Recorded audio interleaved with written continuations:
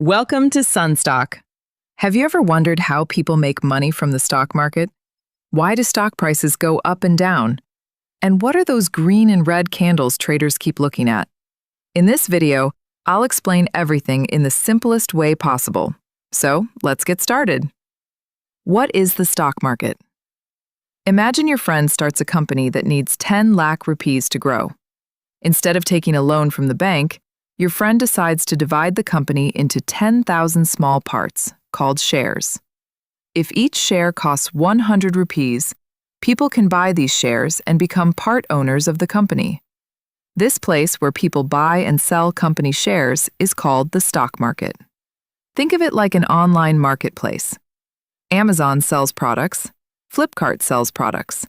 The stock market sells company shares. Companies list their shares on stock exchanges like NSE, National Stock Exchange, BSE, Bombay Stock Exchange. What is a share? A share is simply a small ownership of a company. For example, if a company has 1,000 shares and you buy 10 shares, you own 1% of the company. That doesn't mean you can control the company. It simply means you own a small portion of it.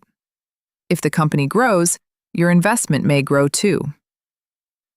Imagine a concert ticket.